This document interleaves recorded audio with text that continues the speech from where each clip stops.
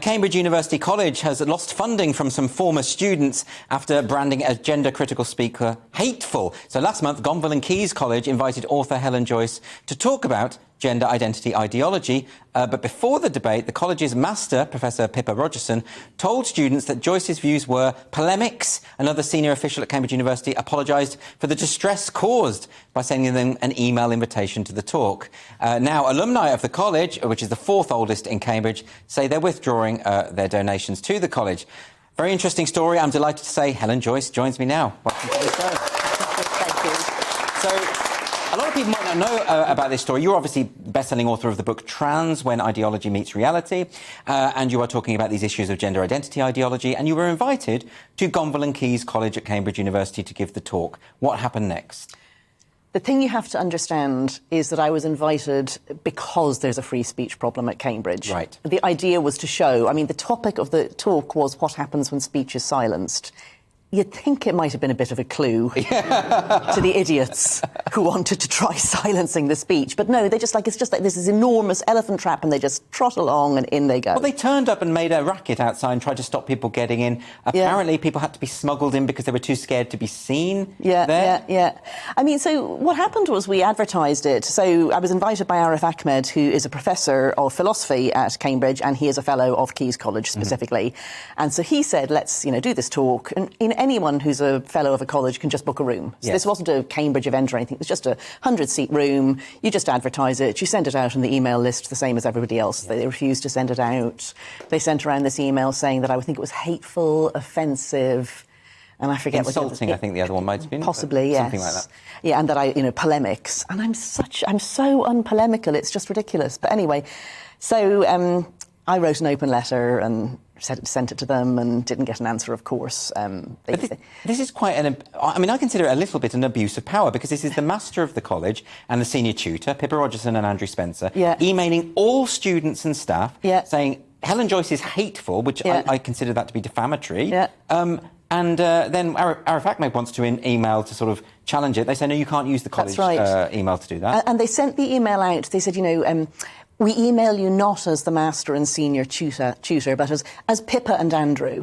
What? And a friend of mine said, they're bloody glove puppets on CBeebies, Pips and Andrew, so babyish. But also, it was the most babyish thing, this email. If you're going to do that, don't use the official university email. That's a point. They're probably breaking GDPR or something there, but that's a minor issue in comparison with calling me hateful. So I think that they thought that it was obvious to all right-thinking people. Everybody right-thinking thinks the same things about absolutely everything. And one of the things they think is that, a woman is anyone who says they're a woman, and that anyone who points out the flaws with that theory is hateful. And so they said that thinking that every right-thinking person would agree with them. And I think they were very surprised at the pushback. Yes. So I got a lot of emails. I was BCC'd into a lot of the emails that were sent to them or that were sent to Caius College, to the development office, where they do fundraising and so on.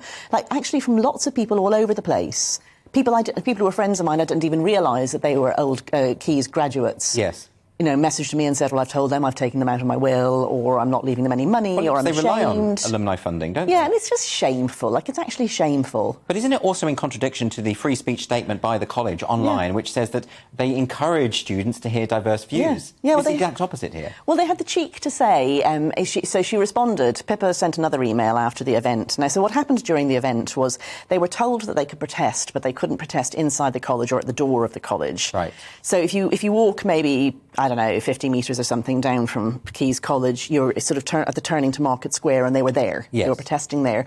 But I don't know, were some of them hiding in the college beforehand or what? Because about halfway through, they started banging and rattling and things on the door of the room I was in. Now, the video is going to be going up very, very shortly, maybe even this evening. And there was a bit for about 5 minutes where I literally was not audible, but I was really determined that I wasn't being silenced. So I had the mic here, and the guy who was recording it turned it right up, and I'm not very sure what I actually said for that 5 minutes, but I didn't stop talking, put it that way. How does that feel, to be in the middle of that cacophony?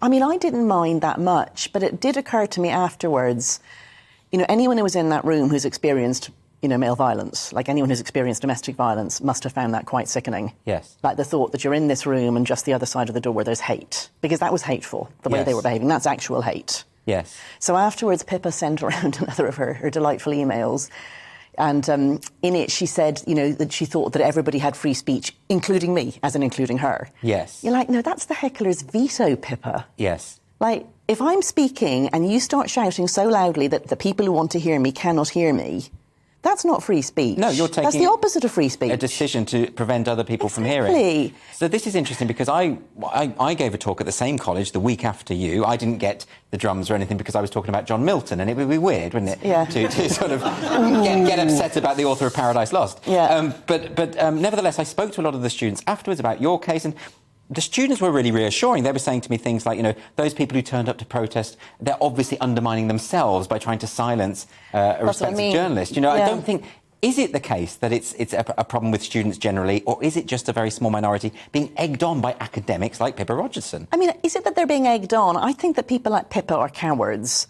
I think they're in thrall to the customer, the student as a customer. And it's not just a student, is it? It's like a babyish student. It's like a kidult, a toddler, who heads off to university, and for the first time people say things they don't agree with, and they think that that's, literal violence or whatever they call it. Yes. And then, people like Pippa are cowards.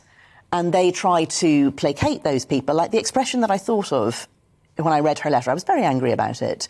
It was the famous bit from 1984 where Winston is being tortured and he thinks they'll stop torturing him if he says, if they torture Julia, his girlfriend, instead, and he says, do it to Julia. Yes. And so that's what she was saying, I think, herself and Andrew, Pips and Andrew, in this email was, don't hit us, don't hate us. Yes. Hate her instead. But what I don't understand about all of this, I mean, I've read your book, it's fantastic, it's very compassionate, it's not in any way transphobic. I think you would really struggle to even try to insinuate that in anything.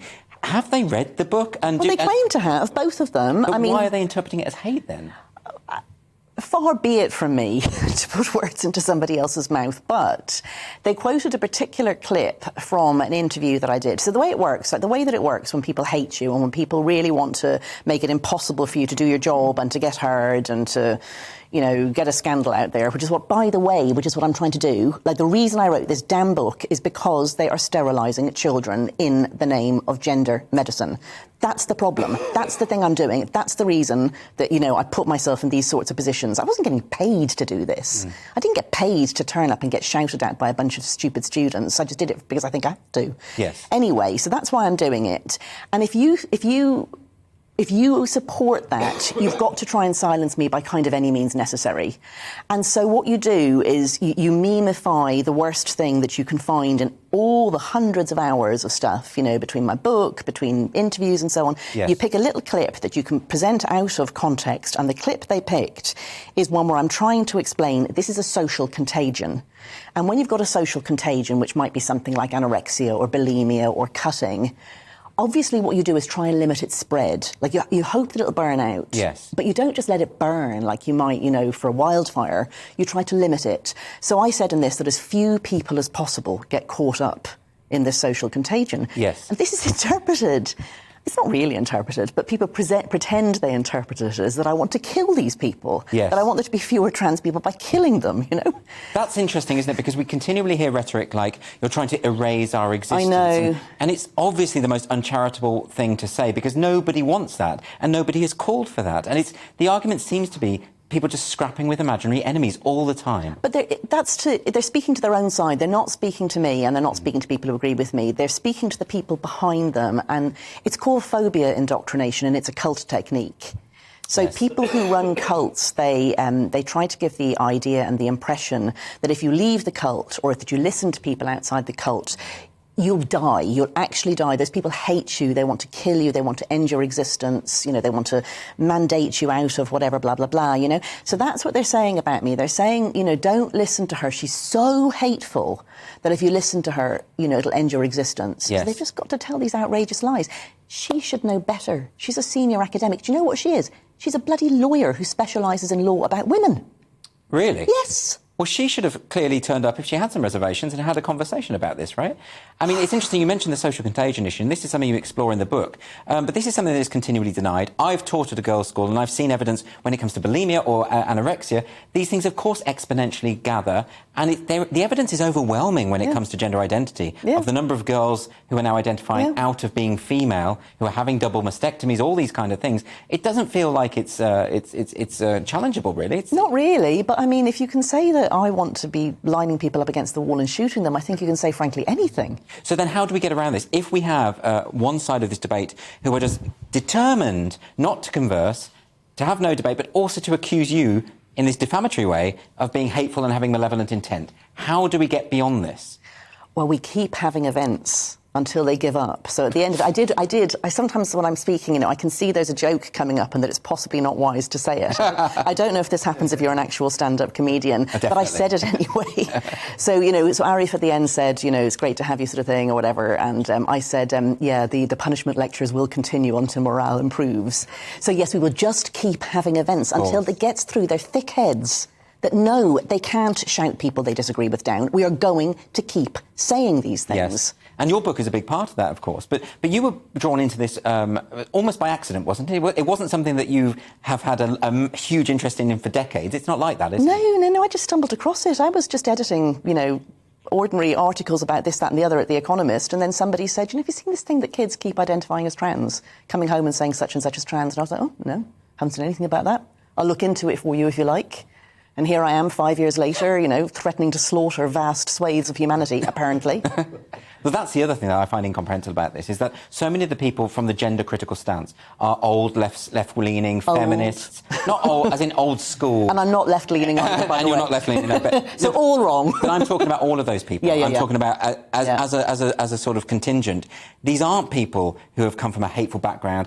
And this idea that they've all suddenly overnight decided that they hate a certain demographic of the country, it doesn't make any sense. No, none of it makes any sense, though. I mean, if you're willing to believe that men can be women, frankly, there's bridges I'd like to sell you, but you can believe anything. Yes. So, I mean, in a way, I've stopped wondering how they can believe such bizarre things. The whole thing's bizarre. Does this put you off doing these sort of events? I mean, you say we need to do more and more of these events, but it must be wearing, and it must be intimidating to have this kind of treatment. I didn't feel intimidated on the night. I did feel very sick as soon as it had finished.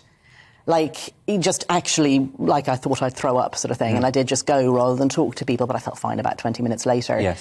I mean, I'm way too far in to go back now, so the only way is forward, and also it's kind of funny. It's so babyish. I'm the eldest of 9 kids. I'm not sure that's a fact about me that you know. I'm the eldest of 9 kids. I have seen a lot of toddler tantrums. Yes. And the big problem when a toddler is tantruming is not laughing. Yes. Because you mustn't laugh, because it just drives them into higher frenzy. You've got to take it very seriously, but you can't engage. You have to just let them do their thing and, just be very calm and grown up, and then they get over it. So a bunch of toddler students are tantruming. We just have to let it wear out. And laugh at them. Maybe afterwards. Maybe afterwards, absolutely. Helen, just before you go, could you just tell us a little bit about Sex Matters, what you're doing with them? Right, so I'm on leave of absence from The Economist at the moment to work with Sex Matters, which is a human rights organisation that lobbies for clarity about what sex means in law and life. Because it pops up in lots of places, single-sex spaces, sports, etc. So I'm working with Maya Forstater, who lost her job for saying that sex is real and men aren't women, and won her case in the Employment Tribunal. So that's what I'm doing most of the time. The rest of the time, I'm doing my own journalism on my own website, thehelenjoyce.com. OK, and that's how people can read what you're doing at the moment, thehelenjoyce.com. Yeah. Well, I would recommend it. Helen, thanks very much for joining us. Thank you. I should say, we did invite Professor Pippa Rogerson to join us on Free Speech Nation this evening. She told us she was already attending an event.